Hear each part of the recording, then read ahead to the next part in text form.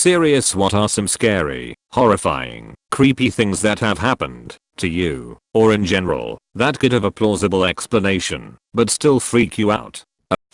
Had a sleep paralysis thing happen a few days ago. I was lying in my bed in the dark, and someone kisses me, someone really cold. I hold on to them, and call for my mom. I'm a 30-year-old dude who lives halfway across the world from my parents. At the same time I ask the entity who it is, and it answers in the voice of an old woman, Amelia. I don't know anyone by that name.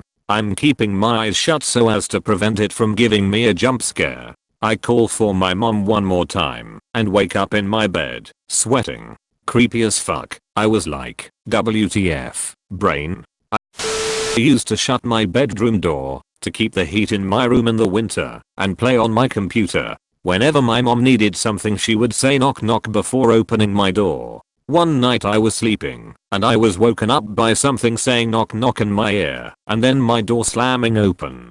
Got up, checked the clock, and it was 3 AM, and checked my mom's room, and she was sleeping. Living alone. Fell asleep watching Netflix on my laptop. Woke up at around 3 AM. Laptop screen was asleep, but not off. That was the only light source in the room. As I opened my eyes, I noticed a weird vague solid form next to my bed. As my eyes adjusted, the form came more and more into focus. It appeared to be a young girl of around 9 to 11, with long unkempt hair. She was staring at me. I screamed. She jumped back in shock and fell to the ground, disintegrating into it, not disappearing instantly, but as if she rapidly dissolved into the ground. I remember her facial reaction being more shock at me being able to see her see me, rather than just the shock from the scream. I wasn't supposed to be able to see her. I slept with a nightlight for about 2 weeks afterwards.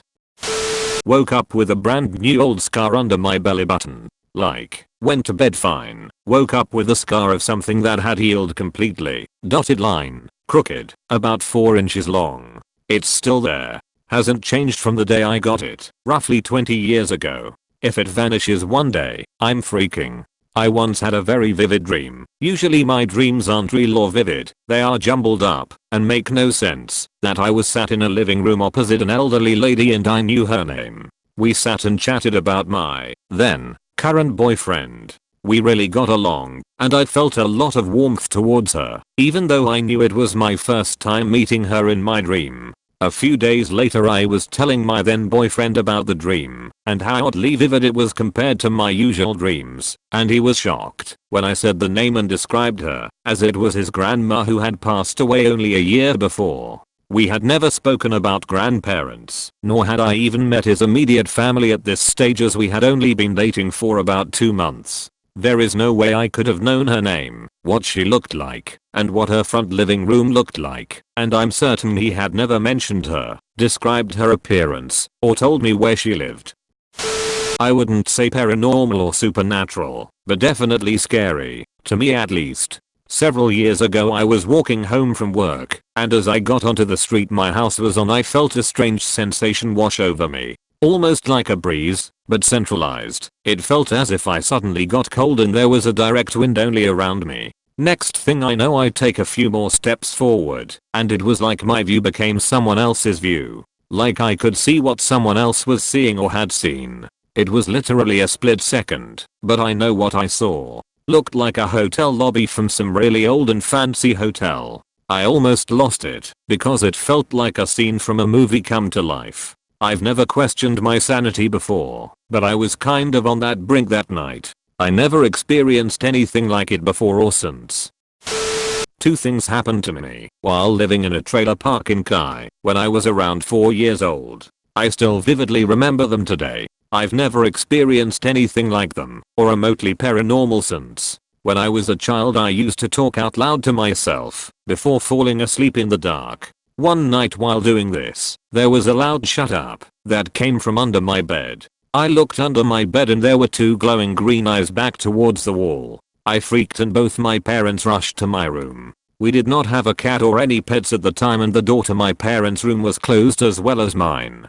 Another time in the living room, I was watching TV in the middle of the day when I got a weird feeling. The couch was in front of a big picture window, and I got up and turned around to look out of it. It was overcast outside and had snowed recently. Across the yard, there was a snowball about the size of a bowling ball. It had black eyes and a gaping black mouth that kept opening and closing.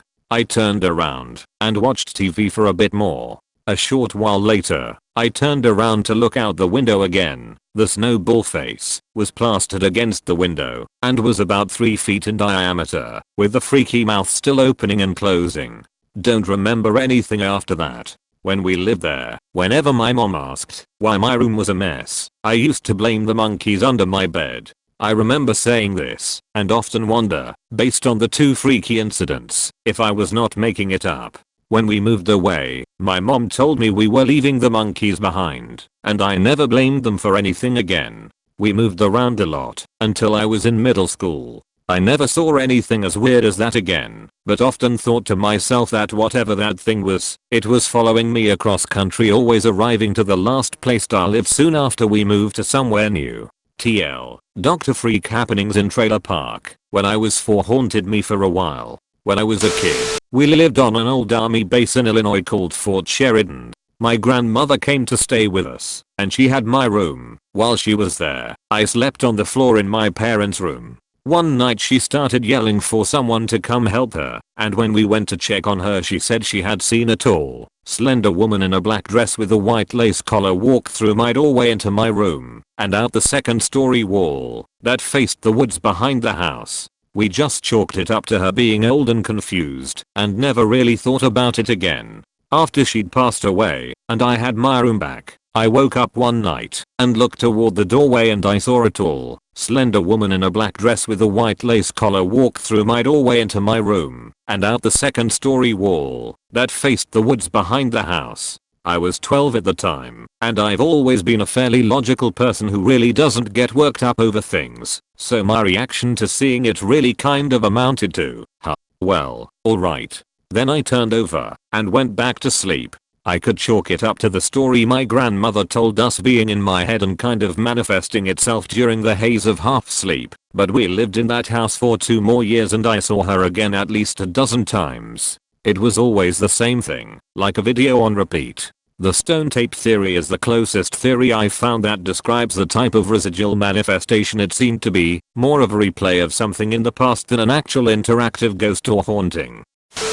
I was in high school and skipping class. Myself and my GF at the time were going to head to our job to get paychecks then go do stupid high school crap. I stopped at a light, and when it turned green I went. About a quarter of the way through the intersection I realized there was a grey early 90s Camry without a driver coming at us doing 50 about to T-bone the car. All I could say was shit and tensed up. Nothing happened and my GF didn't see the car. No idea what I saw. This one isn't quite supernatural, but it was weird. I live in a very homogeneous area. I know everyone on my street and almost everyone in my neighborhood. Everybody is white middle class. I had recently got a cat, who I loved, but was an idiot of an animal. One day she ran up tree with absolutely no branches, and just sat at the top. Would not come down. I live next to a contractor who had helped get her down from another tree, but said he couldn't do anything this time. The tree was too thin, and, like I said, no branches until the very top. If I had to estimate I'd say the cat was 25 feet high. I was pretty upset. I sat there waiting for her until about 2 AM, and then I just had to go home, and I passed out on the couch. At 4 AM I hear really loud knocking on my door. I open it to see a man fully decked out in camo gear, including light face paint. He was holding my cat. Here's the conversation we had, almost verbatim. In a thick Russian accent he asks, "Is this yours? How the hell did you get her down?" I climb. That tree had no branches. In my training I learned climb. Eat no problem. Let me pay you. Where do you even live? He shook his head and just walked away basically, while I was in mid-sentence. He looked almost concerned, but he might have just been amused. I never saw him again. I never even saw another person with a Russian accent near my neighborhood. And now my cat stays indoors. TL. Doctor, very well hidden Russian special ops are planning to invade, but before they do, one saved my cat from a tree.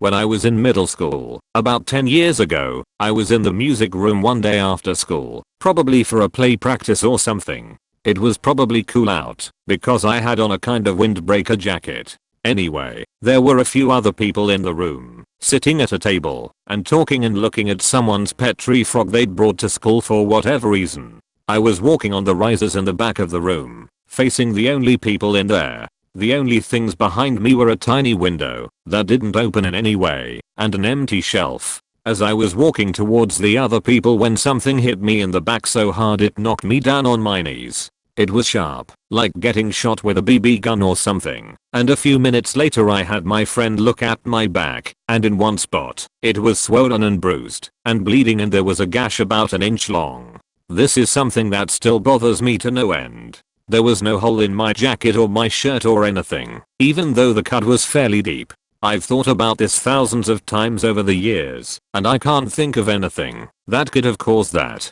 A few years ago I was working on a construction site which was overseen by a safety representative who, as they should, took his job very seriously. One time I had to get into a very tight ceiling cavity, so I set my hard hat down beside my ladder and crawled into the roof space. I had to tidy up some cable looms which took about 10 minutes, and I came back down the ladder to find my hard hat was gone. The thing about my hard hat was that it had Venedix drawn all over it. I was an apprentice and my coworkers were jerks. Anyways, I walked around the site looking for this hard hat when the safety rep spots me and kicks me off site for the rest of the day. I return to work the next day with a brand new dick-free hard hat. I spot someone in the lunchroom wearing a hard hat with large union stickers in about the same spots where I had dicks drawn all over my previous one. Knowing that I'd always written my name in texter underneath the plastic insert thing which sits in the hat, I ask this guy if I can look at it, and he says fine. I remove the insert, and there's my name, just as I left it. The reason that this story is so baffling to me is that my full name is fairly obscure. My family is the only of one of this name in the phone book. I say to this guy, is this hard hat yours? Is your name? He replies, it certainly is. I give him a skeptical/disappointed look, and he says, don't believe me? And begins pulling out his driver's license, bank cards, etc. It turns out he actually has the exact same full name as me, and he did steal my hard hat. I started pulling the stickers off to reveal the big throbbing, glistening erect penises. He says, haha, yeah, you got me. I think this would have been even stranger for him, finding a hat with his full name written on it. Anyways, not a supernatural story, just a baffling coincidence.